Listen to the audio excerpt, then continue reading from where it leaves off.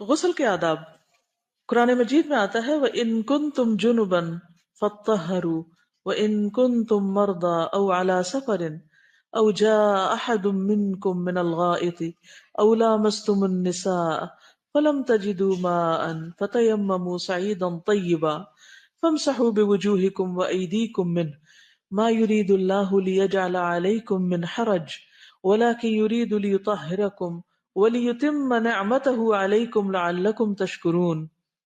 اگر تم جنابت کی حالت میں ہو تو نہا کر طہارت حاصل کرو، اگر تم مریض ہو یا سفر میں ہو یا تم میں سے کوئی شخص رفع حاجت کر کے آئے یا تم نے عورتوں کو چھوا ہو پھر تمہیں پانی نہ مل رہا ہو تو پاک مٹی سے کام لو، پھر اس سے اپنے چہروں اور ہاتھوں کا مسح کر لو۔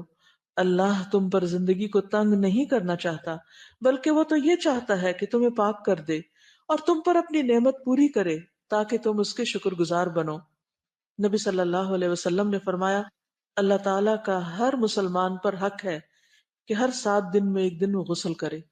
جیسے کچھ چیزوں کی لمٹ 40 ڈیز بتائی گئی تھی کہ جسم کے زائد بال صاف کرنے کی، تو غسل میں 7 ڈیز کی لمٹ ہے کہ ہفتے میں ایک دفعہ نہانا لازم ہے۔ اس کا یہ مطلب نہیں کہ صرف ایک دفعہ نہائیں، روز بھی نہا سکتے ہیں، لیکن ایک دفعہ تو فرض کے درجے میں ہے۔ نبی صلی اللہ علیہ وسلم نے فرمایا 3 چیزیں مسلمان پر حق ہیں: جمعہ کے دن غسل کرنا، مسواک کرنا، اور اگر خوشبو پائے تو لگا لے۔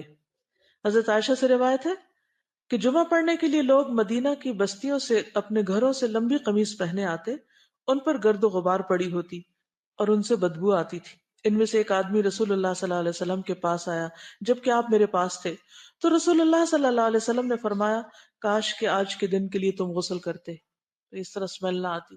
حضرت عائشہ فرماتی تھی لوگ اپنے کاموں میں مشغول رہتے اور جمعے کے لیے اسی میل کچیل والی حالت میں آ جاتے، اس لیے ان سے کہا گیا کہ کاش تم لوگ غسل کر لیا کرتے۔ ابو رافع کہتے ہیں کہ ایک دن رسول اللہ صلی اللہ علیہ وسلم اپنی ازواج کے پاس تشریف لے گئے اور آپ ہر ایک کے پاس غسل کرتے تھے۔ میں نے عرض کیا آپ ایک ہی بار کیوں نہیں غسل کرتے؟ تو آپ نے فرمایا یہ عمل زیادہ صاف اور بہتر اور پاکیزہ ہے۔ پھر یہ کہ جس جگہ غسل کیا جائے وہ جگہ صاف ہو۔ آپ صلی اللہ علیہ وسلم نے فرمایا تم میں سے کوئی ٹھہرے ہوئے پانی میں جو جاری ہو پیشاب نہ کرے اور پھر اسی میں غسل کرنے لگے، یعنی جس پانی سے نہانا ہو وہ پانی پاک ہونا چاہیے۔ رسول اللہ صلی اللہ علیہ وسلم نے فرمایا تم میں سے کوئی جنابت کی حالت میں ٹھہرے ہوئے پانی سے غسل نہ کرے کیونکہ وہ پاک نہیں ہوگا۔ کسی نے پوچھا وہ آدمی کیسے غسل کرے؟ فرمایا اس میں سے پانی علیحدہ لے لے اور غسل کرے، یعنی ٹھہرے ہوئے پانی سے نہیں بلکہ الگ نکال کے۔ رسول اللہ صلی اللہ علیہ وسلم نے فرمایا جو شخص اس حالت میں رات گزارے کہ اس کے ہاتھ کھانے کی چکناہٹ سے لت پت ہوں، یعنی اس نے کھانا کھایا ہاتھ نہیں دھوئے اور وہ کھانے کے جو ذرات ہیں یا چکنائی جو ہے وہ ہاتھوں میں ہی کہیں لگی رہ گئی، چاہے ناخنوں کی سائڈ پر یا ویسے انگلیوں کے اندر، اور اسے کوئی چیز تکلیف پہنچائے، یعنی چوہا کاٹ جائے مثلاً، تو وہ اپنے آپ ہی کو ملامت کرے کیونکہ اس نے ہاتھ نہیں دھوئے۔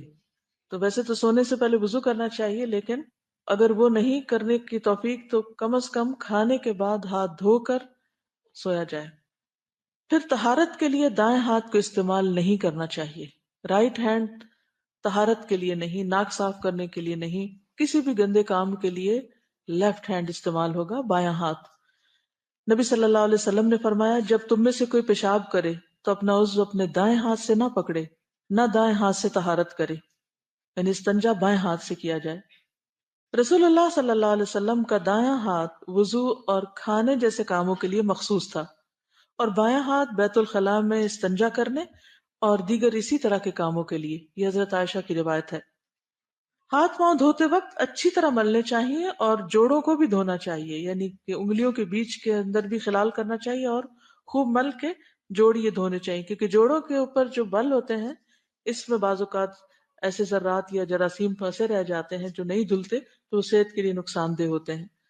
رسول اللہ صلی اللہ علیہ وسلم نے فرمایا تم طہارت والے پانی کے ساتھ انگلیوں کو مبالغے کے ساتھ دھو گے ورنہ آگ انہیں خوب جلائے گی، یعنی اگر تم ان کو صحیح طرح صاف نہیں کرو گے تو پھر کیا ہوگا، ان میں گندگی نجس چیزیں رہ جائیں گی، پھر وہ ناپاک چیزیں نماز اور عبادت میں بھی خلل انداز ہوں گی۔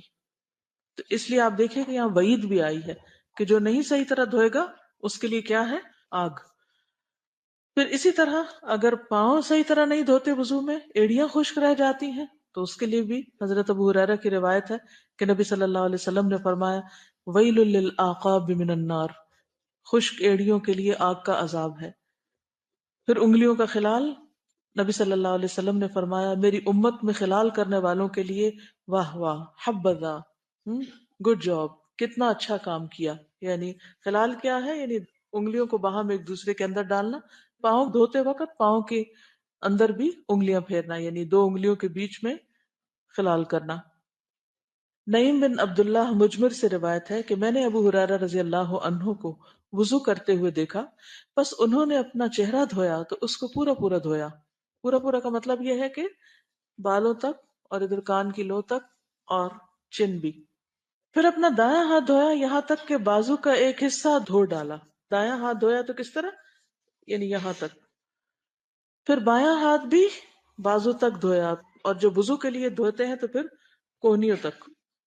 پھر اپنے سر کا مسح کیا، پھر دایاں پاؤں پنڈلی تک دھویا، پھر بایاں پاؤں پنڈلی تک دھویا، ٹخنے سمیت یعنی۔ پھر فرمایا میں نے اسی طرح رسول اللہ صلی اللہ علیہ وسلم کو وضو کرتے ہوئے دیکھا، اور کہا کہ رسول اللہ صلی اللہ علیہ وسلم نے فرمایا پورا اور کامل وضو کرنے کی وجہ سے تم لوگ قیامت کے دن روشن پیشانی اور روشن ہاتھ پاؤں والے ہوگے، بس تم میں سے جو طاقت رکھتا ہے وہ اپنی پیشانی اور ہاتھ پاؤں کے نور کو لمبا اور زیادہ کر سکے تو کر لے۔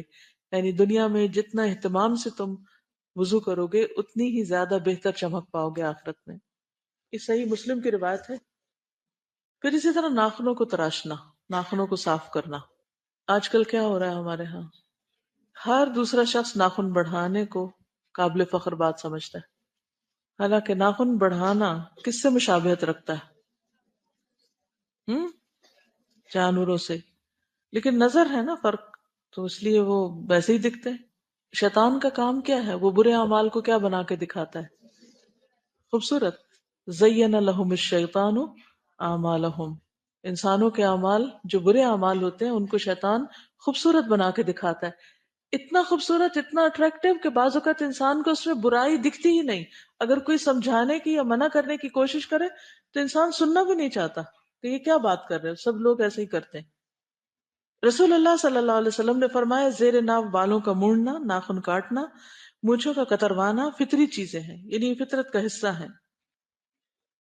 ہاتھوں کو جب مل کے دھویا جائے گا تو اس میں آپ دیکھیے کہ ناخن کی جو جڑ ہوتی ہے، بعض اوقات وہاں سے گوشت اکھڑا ہوا ہوتا ہے یا بعض لوگوں کا تھوڑا خراب ہوتا ہے تو اس میں پانی نہیں پہنچتا پوری طرح، یا میل مٹی پھنسی رہ جاتی ہے تو وہ دھلتی نہیں، یا گھی یا کھانا یا کوئی اگر آپ نے کٹنگ کی ہے یا خاص چیز کوئی بنائی ہے تو وہ بھی بیچ میں پھنس جاتی۔ بعض لوگ آٹا گوندتے ہیں تو وہ پوری طرح صاف نہیں کرتے اپنے ہاتھ کو، یا روٹی بناتے ہیں تو اس وقت ناخنوں کو پوری طرح صاف نہیں کرتے، جس سے آٹے کا کچھ حصہ چپکا رہ جاتا ہے اور وہ خشک ہو جاتا ہے، اور پھر اگر اس کے بعد وضو کرتے ہیں تو وضو نہیں ہوتا، اور اگر ہاتھ دھوتے ہیں تو وہ جگہ پھر بھی دھلتی نہیں، صاف نہیں ہوتی۔ تو اس لیے بہت ضروری ہے کہ انسان بہت اہتمام کے ساتھ اپنے ہاتھ پاؤں کو دھوئے۔ اسی طرح ایڑیاں کب خشک رہ جاتی ہیں؟ آج کل کے موسم میں عام طور پہ ایڑیاں خشک ہو جاتی ہیں، پورا جسم خشک ہو جاتا ہے، تو اس میں ایڑیوں کو پھر پراپر طریقے سے دھونا چاہیے۔ صرف اوپر سے پانی بہا لینا کافی نہیں، بلکہ ان کو مل کے دھونا چاہیے، یا اگر ایسا موقع ہو کہ رگڑ سکے تو ان کو رگڑ دینا چاہیے تاکہ ڈیڈ سیلز ہٹ جائیں اور آپ کا پاؤں پوری طرح دھل جائے، کیونکہ وضو کے ارکان میں سے ہے۔ ناخن اور ہڈی جنوں کی غذا ہے، اور ویسے بھی انسانی جسم کا کوئی حصہ کھانا نہیں چاہیے نا، اندر تو جانا نہیں چاہیے۔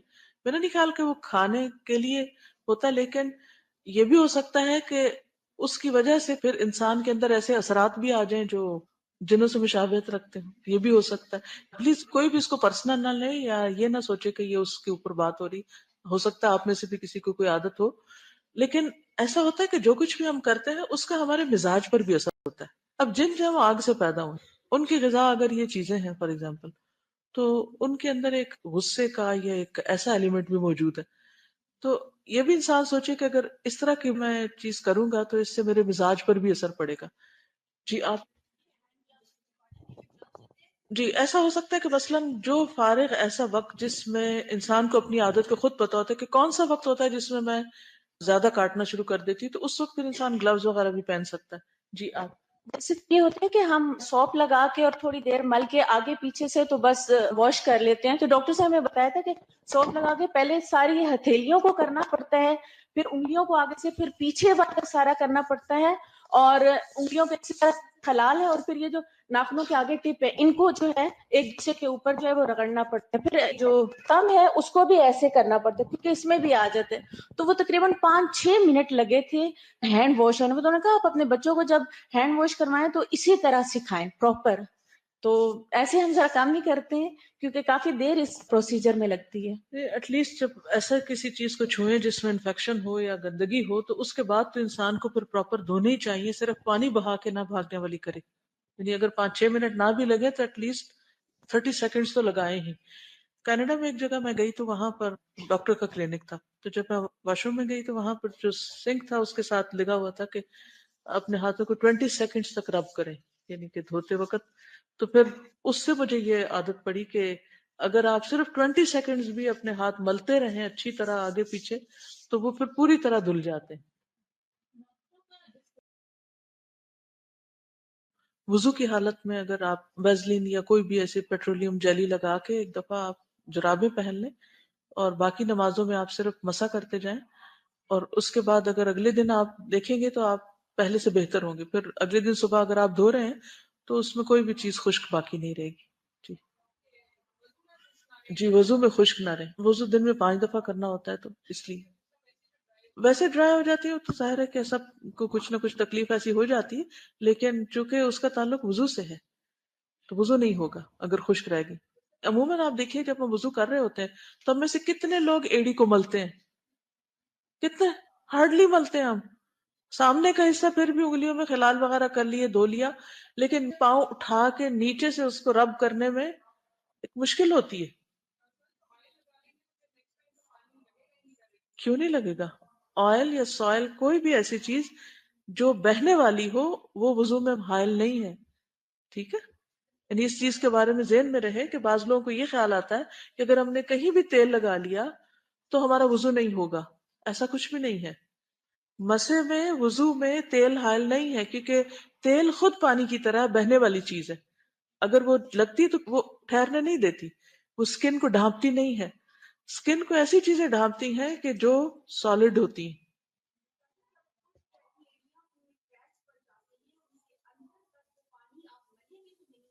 بالکل صحیح کہا آپ نے.